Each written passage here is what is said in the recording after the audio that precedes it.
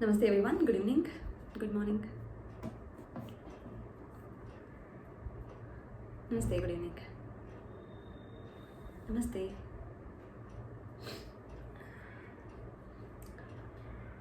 Good morning. Namaste. Namaste.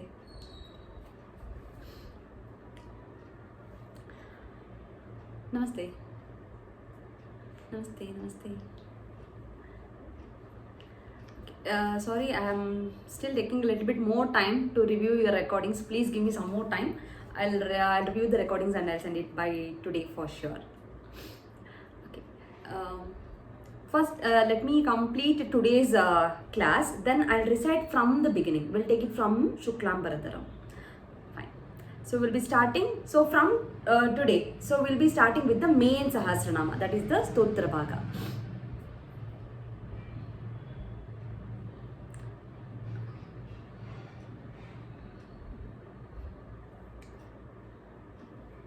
So till now, we learned in the first part, we learned that the conversation between Bhishma and Yudhishthira. Then we learned the Nyasa, where it gives us the information about the composer and the Stotram and the deity. Then we learned about the Dhyanam. Dhyanam will give the features of Bhagavan Vishnu so that it will help us to visualize Bhagavan Vishnu. So now, Bhishma Pitamaha will start explaining the 1,000 names of Vishnu to Yudhishthira. So every name has a meaning. And every name is a unique name, and in Vishnu Sahasranama there is a few names which is been repeated. So in the 1,000 names there are few names that is been repeated, which is not so common, but a few of the Sahasranamas it's very common, but in Lalita Sahasranama it's very unique. So all the 1,000 names are very unique in a Lalita Sahasranama. There is no repetition that happens in a Lalita Sahasranama, but in Vishnu Sahasranama and some other few Sahasranama there will be a repetition of the names. So let's start with the Stotra Bhaga, the first one. So before starting with the Stotra Bhaga, we'll go with one phrase, that is Harihi Om. Harihi Om. The first one, Vishvam Vishnur Vashat Karo. In Vashat, make yes as a capital. Vashat Karo Bhuta Bhavya Bhavat Prabhu. All the bha needs to be stressed. Bhuta Bhavya Bhavat Prabhu. I'll repeat the first line. Vishwam Vishnur Vashat Karo Bhuta Bhavya Bhavat Prabhu. Second line. Bhuta Krid Bhuta Brid Bhuta Krit Bhuta Brid. Again bha needs to be stressed. Bhuta Krit Bhuta Brid Bhavo Bhutatma Bhuta Bhavanaha. So everywhere, so we have 9 names of a Vishnu which comes in a first stanza itself. So we'll learn in the meanings, the exact meaning of the every name. So all the bha in this stanza needs to be stressed. I'll repeat from the beginning. Vishwam Vishnur Vashatkaro Bhuta Bhavya Bhavat Prabhu Bhuta Krid Bhuta Brid Bhavo Bhutatma Bhuta Bhavanaha.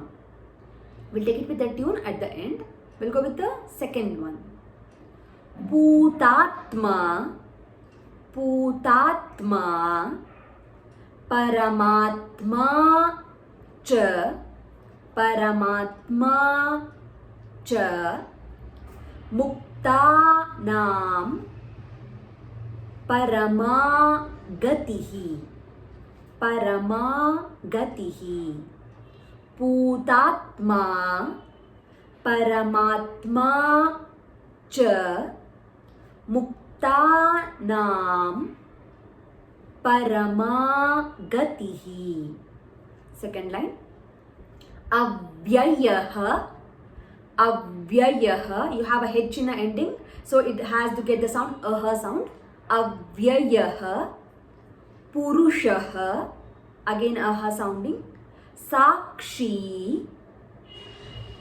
क्षेत्रज्ञो, क्षेत्रज्ञोक्षर. So all the three words together. Kshetrajnokshara. It's a combination of a two word. Kshetrajna plus akshara.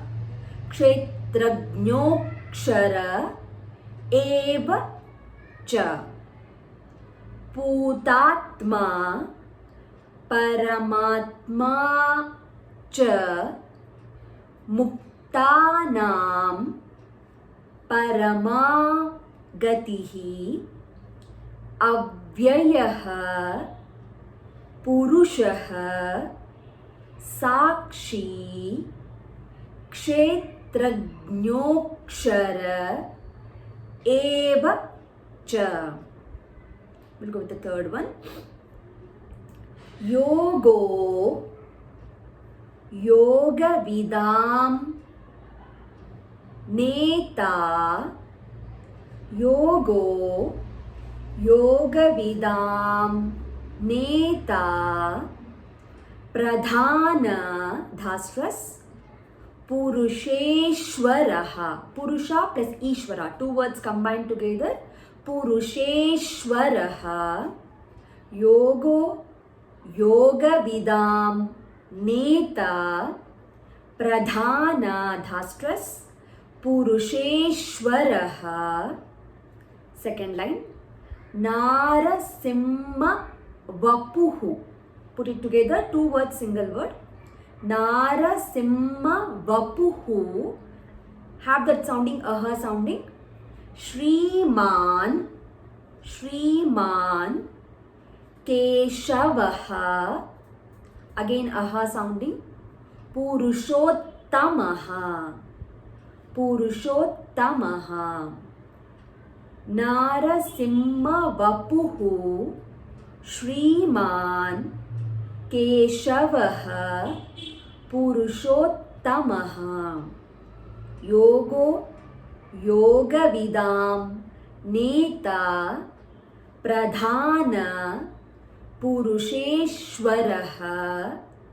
Yogo Narasimha vapuhu Shriman Keshavaha Purushottamaha. I'll repeat one more time. Yogo yoga vidam neta pradhana purusheshwaraha.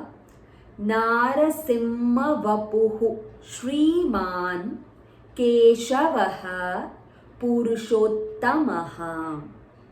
Fourth one. Sarvaha. Have that sound, aha. Sarvaha. Sharvaha. The first one is a sa, the second is a sha, Shiva. Sarvaha. Sharvaha. Shivaha. Sthanur. When you say stha, tha, stress, and n is in a capital, please make n as a capital. Your tongue tip has to touch upper palate. In sthanur, make n as a capital. Sthanur. Bhutadir. Nidiravyayaha. Nidiravyayaha. Now we'll put all the four words together. Sthanur. Bhutadir. Nidiravyayaha.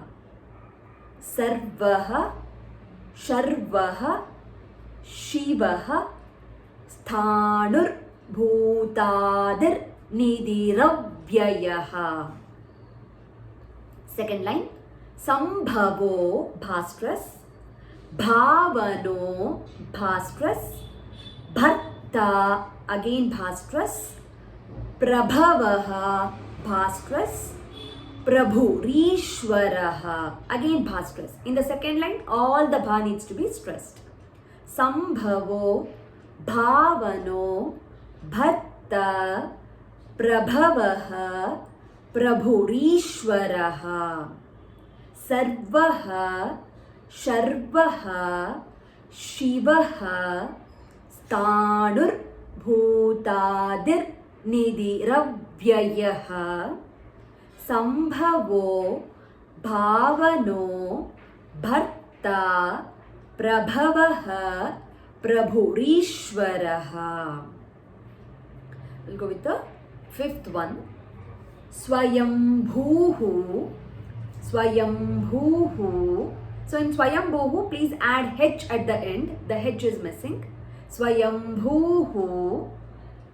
Shambhuraditya. So two words, Shambhu plus Aditya. Shambhuraditya. Bhu stress. Shambhuraditya. Pushkaraksho. Mahasvanaha. Swayambhuhu. Shambhuradityaha. Pushkaraksho. Mahasvanaha. Second line. Anadi Nidhano. In Anadi, D is a simple one. In Nidha, Dha needs to be stressed. So there is only one Dha needs to be stressed. In your handout, please observe and correct it. There are two. If the Anadi, D is a bold, please remove the bold for Anadi. In Anadi, D is not a bold. In Nidhano, Dha is a bold. Anadi Nidhano. Dhata, Dha stress. Vidhata, Dha stress. Dhaturuttamaha, again Dha stress. Anadi Nidhano. Dhata, Vidhata, Dhaturuttamaha. Swayambhuhu. Shambhuradityaha. Pushkaraksho.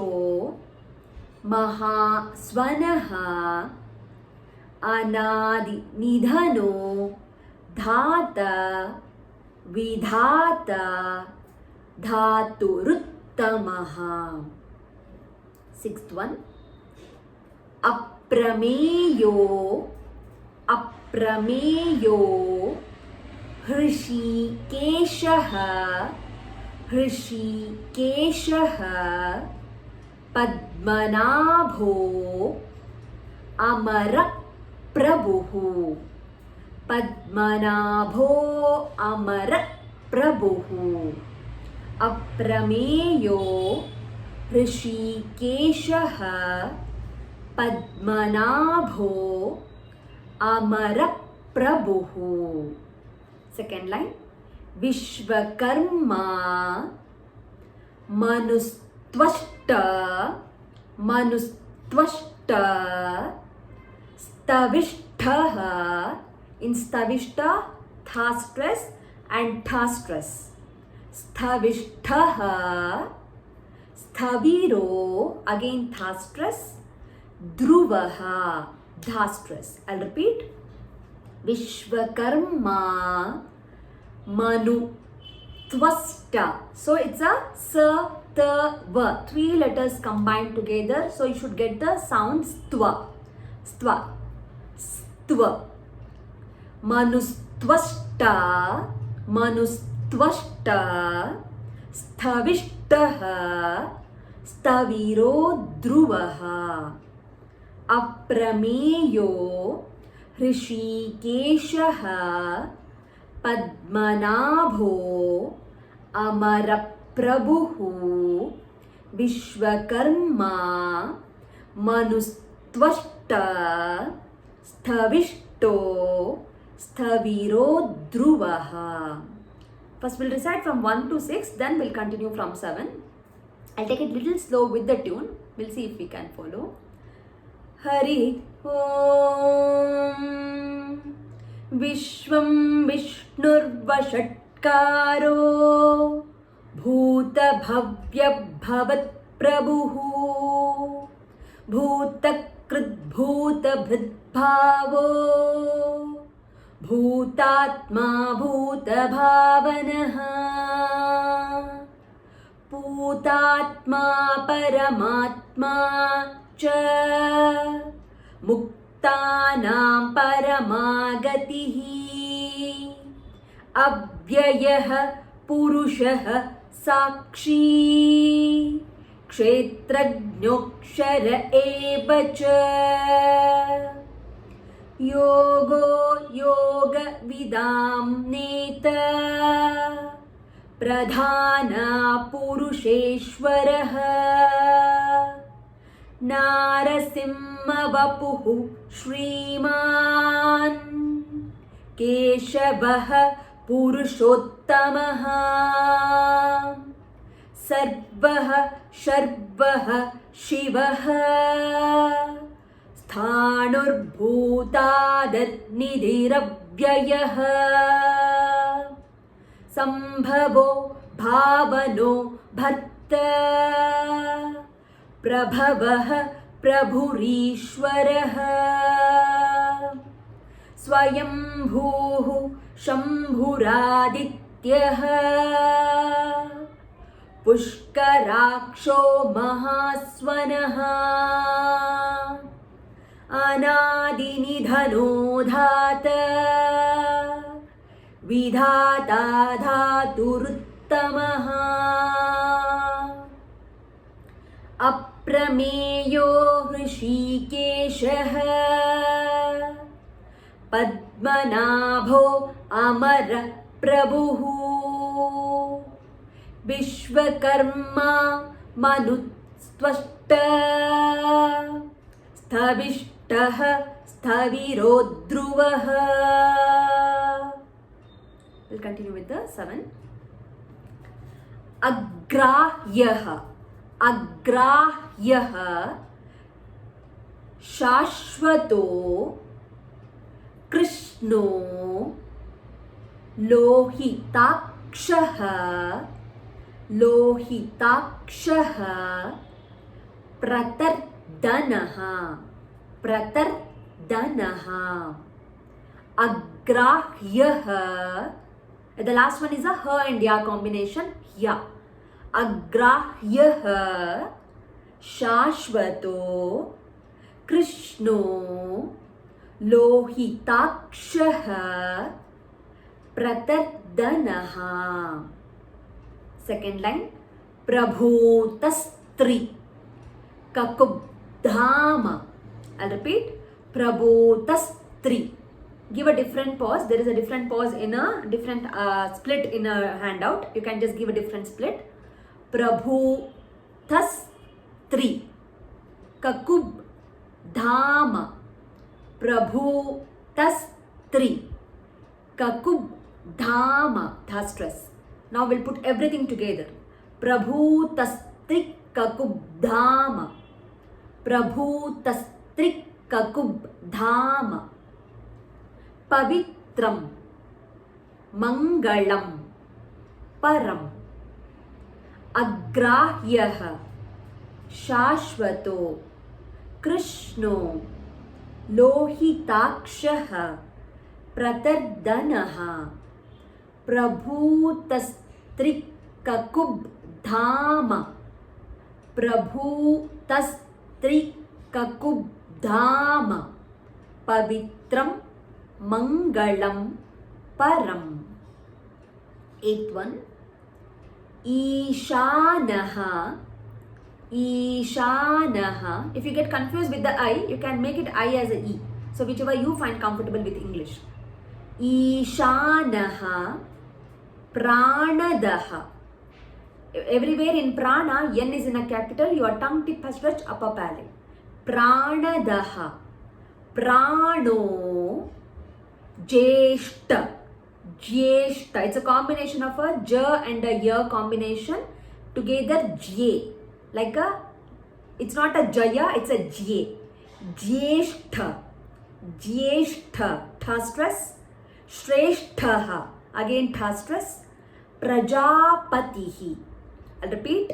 Ishanaha pranadaha prano ज्येष्ठः श्रेष्ठः प्रजापतिः. Second line. हिरण्यगर्भो भो stress. भूगर्भो again भा stress. माधवो धा stress. मधुसूदनः again धा stress in a मधु. I'll repeat. हिरण्यगर्भो भूगर्भो माधवो मधुसूदनः. ईशानः प्राणदः प्राणो ज्येष्ठः श्रेष्ठः प्रजापतिः हिरण्यगर्भो भूगर्भो माधवो मधुसूदनः. 9th one. ईश्वरो विक्रमी धन्वी. धास्ट्रस. ईश्वरो विक्रमी धन्वी मेधावी. धास्ट्रस. विक्रमः क्रमः. विक्रमः क्रमः. ईश्वरो विक्रमी धन्वी मेधावी विक्रमः क्रमः. Second line. Anuttamo. When you say anuttamo, give a slight stress on atta. Anuttamo duradharsha. Dha stress. Duradharshah कृतज्ञः. कृतज्ञः. कृतिर आत्मवान. कृतिर प्लस आत्मा. कृतिरात्मवान. कृतिरात्मवान. अनुत्तमो दुराधर्षः कृतज्ञः कृतिरात्मवान. ईश्वरो विक्रमी धन्वी मेधावी विक्रमः क्रमः. अनुत्तमो दुरादर्शः कृतज्ञः कृतिरात्मवान्. 10th one. सुरेशः. सुरेशः शरणं. Sharanam. In Sharanam, N is in a capital. Your tongue tip has stretched upper palate. Sharma. Sureshah. Sharanam. Sharma. Vishwaretaha. Vishwaretaha. Prajabhavaha. Bhastrus. Sureshah. Sharanam. Sharma. Vishwaretaha. Prajabhavaha. Second line. Aha. It's a and a ha. Both are different. A and ha. Aha. It can go with the amma or America. And next is a ha. A ha. If you observe your mouth will open slightly. But when you say ha, it will open completely. Aha. Aha. संवत्सरो. संवत्सरो व्यालः. व्यालः प्रत्ययः. प्रत्ययः सर्वदर्शनः. अह संवत्सरो व्यालः प्रत्ययः सर्वदर्शनः. सुरेशः शरणं शर्मा विश्वरेताः प्रजाभवः. अह संवत्सरो व्यालः प्रत्ययः सर्वदर्शनः. So for today I'll stop it here. So from next day we will go with little extra verses, 12 or 13 verses. So now I'll recite from 6th or from 7th, 7, 8, 9 and 10.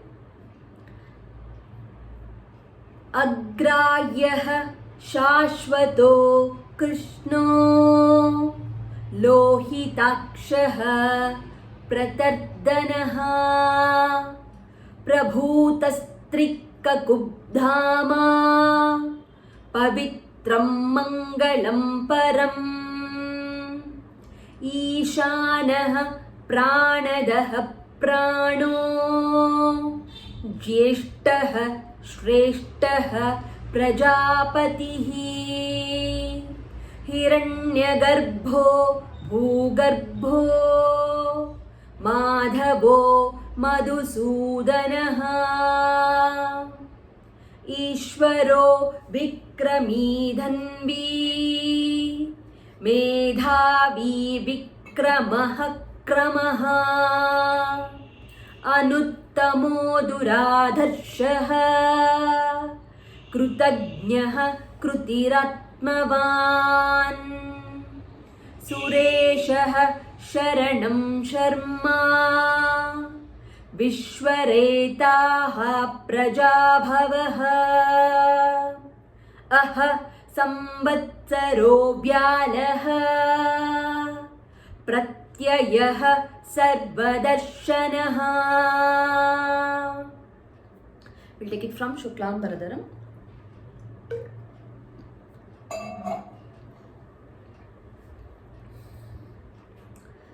ॐ श्री गुरुभ्यो नमः. ॐ शुक्लाम्बरधरं विष्णुं शशिवर्णं चतुर्भुजं प्रसन्नवदनं ध्यायेत् सर्वविघ्नोपशान्तये. यस्य द्विरदवक्त्राद्याः पारिषद्याः परः शतम् विघ्नं निघ्नन्ति सततं विश्वक्सेनं तमाश्रये. नारायणं नमस्कृत्य नरं चैव नरोत्तमं देवीं सरस्वतीं व्यासं ततो जयमुदीरयेत्. व्यासं वसिष्ठनप्तारं शक्तेः पौत्रमकल्मषम् पराशरात्मजं वन्दे शुकतातं तपोनिधिं. व्यासाय विष्णुरूपाय व्यासरूपाय विष्णवे नमो वै ब्रह्मनिधये वासिष्ठाय नमो नमः. अविकाराय शुद्धाय नित्याय परमात्मने सदैकरूपरूपाय विष्णवे सर्वजिष्णवे. यस्य स्मरणमात्रेण जन्मसंसारबन्धनात् विमुच्यते. नमस्तस्मै विष्णवे प्रभविष्णवे. नमः समस्तभूतानामादिभूताय भूभृते अनेकरूपरूपाय विष्णवे प्रभविष्णवे. ॐ नमो विष्णवे प्रभविष्णवे. वैशम्पायन उवाच श्रुत्वा धर्मानशेषेण पावनानि च सर्वशः युधिष्ठिरः शान्तनवं पुनरेवाभ्यभाषत. युधिष्ठिर उवाच किमेकं दैवतं लोके किं वाप्येकं परायणं स्तुवन्तः कं कमच्छन्तः प्राप्नुयुर्मानवाः शुभम्. को धर्मः सर्वधर्माणां भवतः परमो मतः किं जपन्मुच्यते जन्तु जन्म संसारबन्धनात्. भीष्म उवाच जगत्प्रभुं देवदेवम् अनन्तं पुरुषोत्तमं स्तुवन्नाम सहस्रेण पुरुषः सततोत्थितः. तमेव चार्चया नित्यं भक्त्या पुरुषमव्ययम् ध्यायन् स्तुवन्नमस्यं च यजमानस्तमेव च.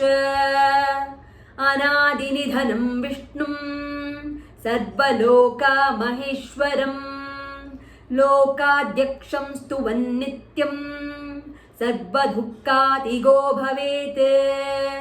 ब्रह्मण्यं सर्वधर्मज्ञं लोकानां कीर्तिवर्धनं लोकनाथं महद्भूतं सर्वभूतभवोद्भवम्.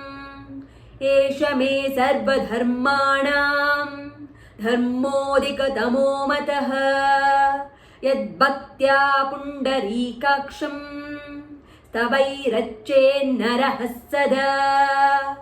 परमं यो महत्तेजः परमं यो महत्तपः परमं यो महद्ब्रह्मा परमं यः परायणम् पवित्राणां पवित्रं यो मङ्गलानां च मङ्गलम् दैवतं देवतानां च भूतानां यो व्ययः पिता यतः सर्वाणि भूतानि भवन्त्यादि युगागमे यस्मिन् च प्रलयं यान्ति पुनरेवायुगक्षये तस्य लोकप्रधानस्य जगन्नाथस्य भूपते विष्णोर्नाम सहस्रं मे शृणु पापाभयापहम् यानि नामानि गौणानि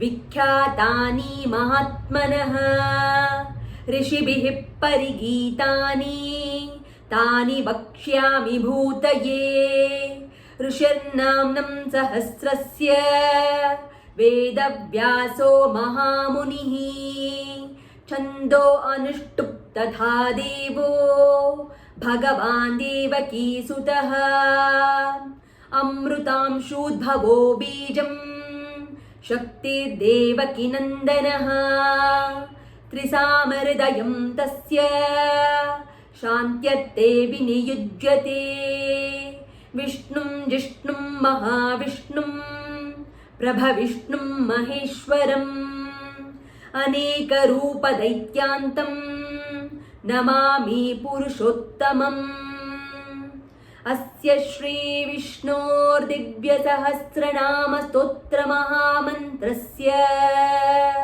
श्रीवेदव्यासो भगवान् ऋषिः अनुष्टुप् छन्दः श्रीमहाविष्णुः परमात्मा श्रीमन्नारायणो देवता अमृतांशूद्भवो भानुरिति बीजम् देवकीनन्दनः स्रष्टेति शक्तिः उद्भवः क्षोभणो देव इति परमो मन्त्रः शङ्खबृन्नन्दकी चक्रीति कीलकम् शाज्ञधन्वगदाधर इत्यस्त्रम् रथाङ्गपाणिरक्षोभ्य इति नेत्रम् त्रिसामः सामगः सामेति कवचम् आनन्दं परब्रह्मेति योनिः ऋतुः सुदर्शनः काल इति दिग्बन्धः श्रीविश्वरूप इति ध्यानम् श्रीमहाविष्णुप्रीत्यर्थे सहस्रनामपारायण जपे विनियोगः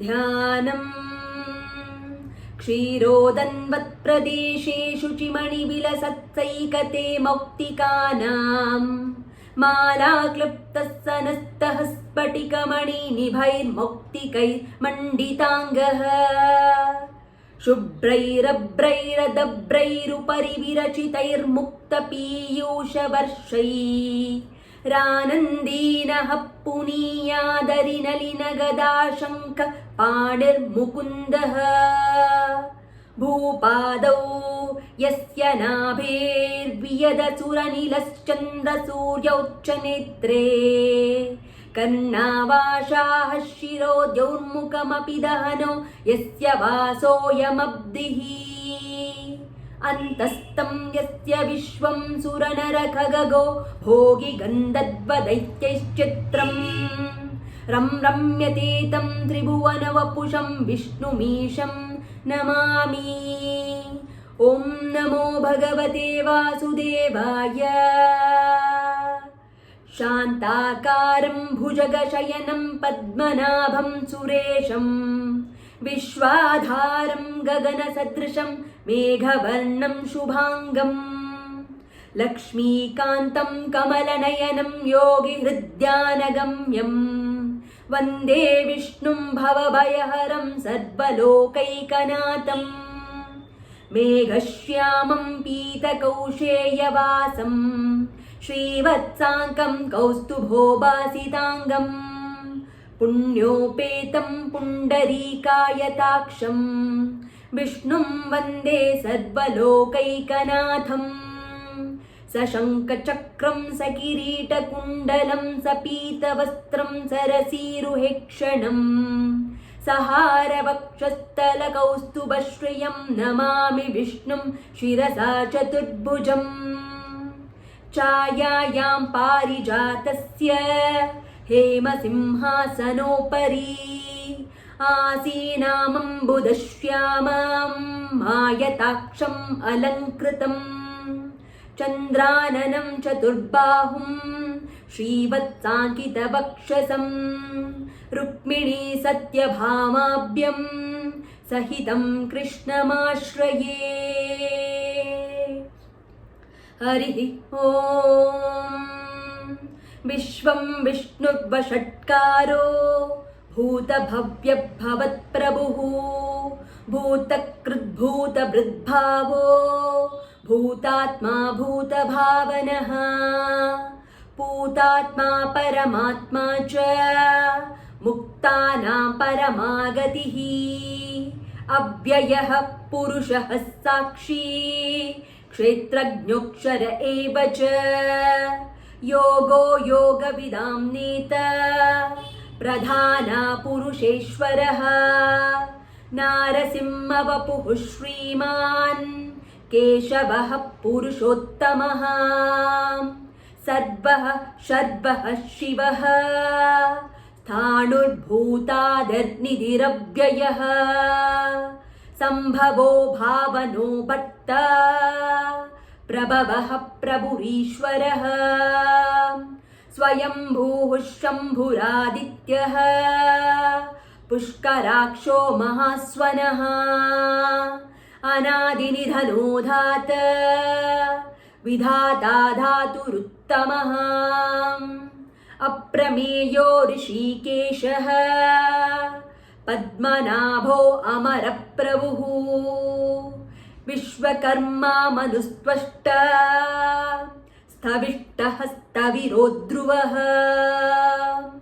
अग्राह्यः शाश्वतो कृष्णो लोहिताक्षः प्रतर्दनः प्रभूतस्त्रिक्कुब्धाम पवित्रं मङ्गलं परम् ईशानः प्राणदः प्राणो ज्येष्ठः श्रेष्ठः प्रजापतिः हिरण्यगर्भो भूगर्भो माधवो मधुसूदनः ईश्वरो विक्रमी धन्वी मेधावी विक्रमः क्रमः अनुत्तमो दुरादर्शः कृतज्ञः कृतिरत्नवान् सुरेशः शरणं शर्मा विश्वरेताः प्रजाभवः अह संवत्सरो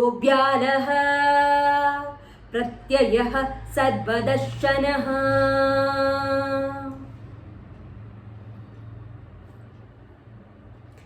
Any doubt in any of the stanza? You can unmute and you can just ask me if any doubt, if you want me to repeat any of the verse or any of the word lines. Yes, Shweta?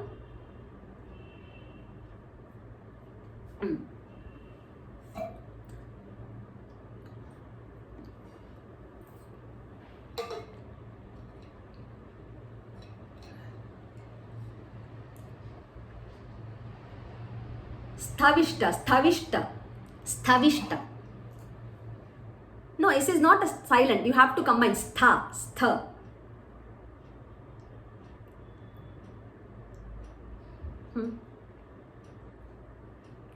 Dhruvaha. Yes, perfect. Yes, thank you.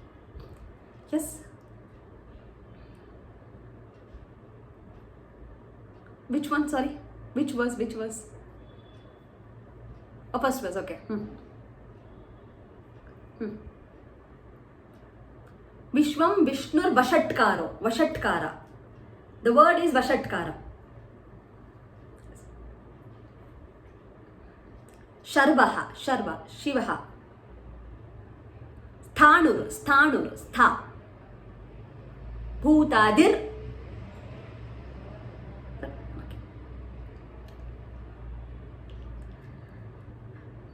Yeah, please tell me.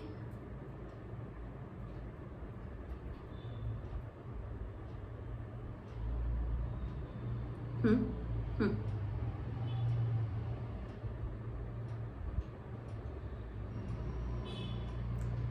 Okay, fine. I'll do that one.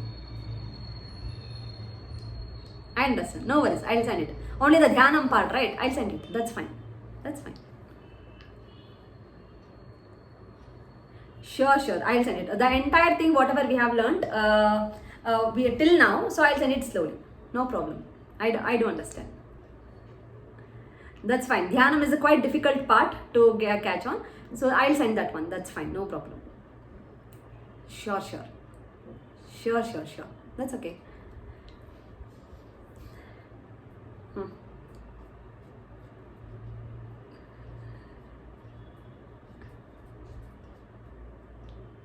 Shashvato. Sorry, in the handout it's a Shashvata. Please make Shashvato. Agraya Shashvato. I'm really sorry. I didn't observe in the handout. Please make a Shashvato. It's not Shashvataha. Make it as a Shashvato in the 7th one. Agrayaha Shashvato. Thank you for noticing. Any other doubt? 7th one? Okay.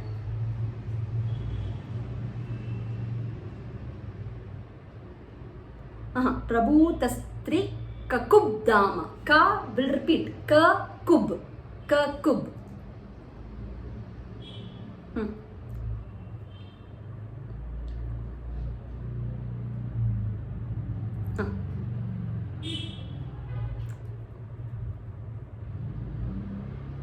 No, that's why I told you in a handout there is a little bit shuffling is there. So please make a little deviation from the handout. Prabhutastri kakub dama. Prabhutastri, give a pause to the 3. Then combine that kakub dama. That would be much more easier for you to combine. Any other doubt? No doubts. That's nice. Okay. We have covered till 10 verses in Stotra Bhaga. I'll be sending the recording, the meaning recording and this one, and you will get one more recording today. So it will be 3 recordings. So one is a class recording, one is a meaning recording, and one the slow version recording from the beginning. So it will be easier for you to just play that one and practice comfortably. So I'll send that one. So you'll be getting 3 recordings for the day. Practice comfortably. We have another 4 days. The next class is on Tuesday. So you can practice. It's not mandatory that you have to send me the recording tomorrow itself. Take a hold for Friday, Saturday. You can send me the recordings on Sunday, Monday. So that is fine. So practice on Friday and Saturday comfortably, but make sure that in a day, divide your day into 3 times of a practice. If possible, 3 times of a practice. One in the morning, one before going to the bed, and one somewhere in between afternoon or the evening, whichever you find it better. But make sure that 2 practice should be mandatory. Early morning practice and the before going to the bed, those practice are much more important. So try to at least give 2 number of practice twice in a day. So that will bring a good the discipline, also dedication for you.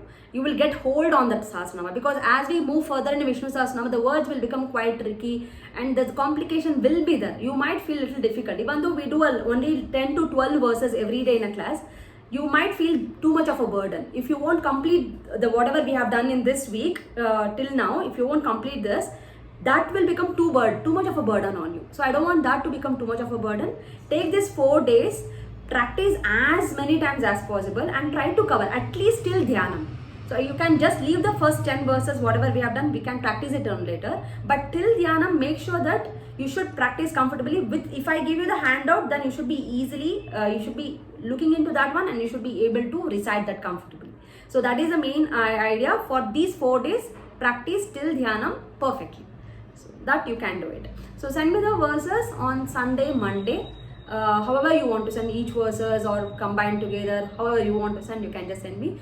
I have a lot of work now. I have not corrected any of the recordings I have received. Please give some time. I'll record and I'll do the corrections and I'll send it to you. Fine? Okay. Sure. It's taking time. I'm really sorry about that. But I'll do it. Okay then, and thank you so much. I'll meet everyone on Tuesday at the same time. Keep practicing. If you have any doubt, please do WhatsApp me. Thank you so much. Namaste. Good night. Thank you.